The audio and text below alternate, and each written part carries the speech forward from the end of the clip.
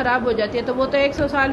اب اللہ تعالیٰ نے اس بات کو معجزہ بنانا تھا تو اللہ نے کہا کہ دیکھو کھانا سڑا بسا نہیں تھا، اور جو گدھا تھا اس کی ہڈیاں رلی ہوئی تھی بالکل. اور وہ جب حضرت عزیر علیہ السلام کو اللہ رب العزت نے اٹھا کھڑا کیا تو ان کے بعد جو ہے نا وہ بھی بالکل تندرست اور ٹھیک، اور جو گدھا تھا جس پر وہ سوار ہو کر آئے ہوئے تھے وہ بھی اس کی ہڈیاں بھی مٹی میں رلی ہوئی. اب اللہ رب العزت نے دکھایا، معجزہ دکھایا کہ جو سڑنے والی یا خراب ہونے والی چیز اللہ نے اس کو ٹھیک رکھا، اور جو چیز جلدی خراب ہونے والی تھی وہ ٹھیک رہی. اور جو انسان ہے وہ اللہ تعالیٰ نے کہا کہ بھئی دیکھو ذرا ان کو دیکھو، اپنی چیزوں کو دیکھو. بس یہی کچھ تھا، وقت معلوم کرنے کا کوئی ذریعہ نہ تھا. جب جا رہے تھے تو پہلا پیر تھا، اب دوسرا پیر، پھر کہنے لگے بس یہی دن کا کچھ ہی تھا، یہ بھی ممکن ہے کہ یہ دوسرا دن ہو، کیونکہ اس سے زیادہ انسان کبھی سو نہیں سکتا. اب انہوں نے اللہ تعالیٰ نے فرمایا کہ دیکھو تم یہاں پڑے رہے ہو 100 سال تک. جب عزیر علیہ السلام نے اپنے بدن اور جسمانی حالت کی طرف اور اپنے سامان کو دیکھا، کھانے پینے کو، تو ایسا معلوم ہوتا تھا تو یہ تو وہی دن ہے جب ان پر نیند طاری ہوئی تھی. پھر جب اپنے گدھے کی طرف دیکھا تو اس کی ہڈیاں تک وہ سیدھا ہو چکی تھی، تو سمجھے کہ واقعی 100 سال تو گزر چکے ہوں گے. ان کے دیکھتے ہی دیکھتے ہڈیوں میں حرکت پیدا ہوئی، پھر وہ جڑنے لگی. پھر ہڈیوں کے اس پنجر پر گوشت پوش چڑھا اور ان کے دیکھتے ہی دیکھتے گدھا زندہ ہو کر کھڑا ہو گیا.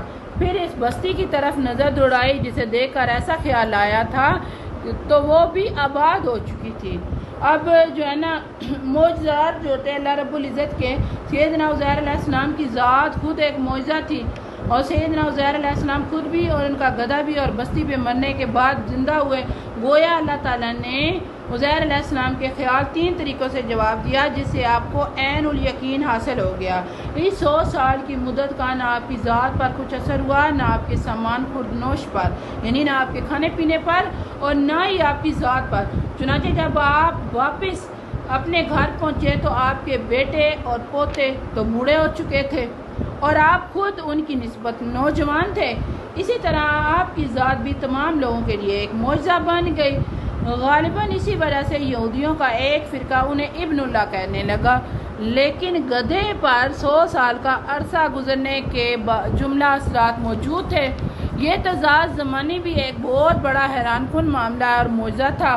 آپ کی آنکھوں کے سامنے گدھے کی ہڈیوں کا جڑنا، اس کا پنجر مکمل ہونا، اس پر گوشت پوش کا چڑھنا، پھر اس کا زندہ ہونا، اور اللہ تعالیٰ کی قدرت کاملہ پر بہت بڑی ایک دلیل تھی. اب غیب پر انبیاء کا ایمان جس قدر پختہ ہوتا ہے وہ اس لیے دوسروں کا نہیں ہو سکتا، مگر جس مشن کے لیے انہیں کھڑا کیا جاتا ہے اس کا ایک تقاضا یہ بھی ہوتا ہے کہ انہیں عین الیقین حاصل ہوتا ہے، تاکہ وہ دوسرے لوگوں کی آنکھوں دیکھی حقیقت کی بنیاد پر ایمان بالغیب کی پرزور دعوت دے سکیں.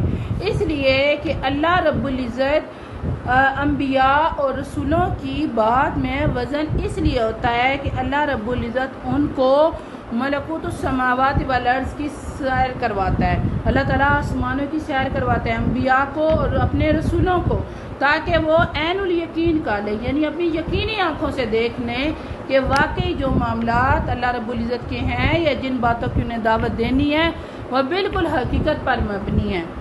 تو اس لیے ان کی باتوں میں، ان کی دعوت میں وزن زیادہ ہوتا ہے، کیونکہ وہ عینی آنکھوں سے ان کو مشاہدہ کیا جاتا ہے اور ان کو اس پر مطلع بھی کر دیا جاتا ہے فطری اسباب پر بھی.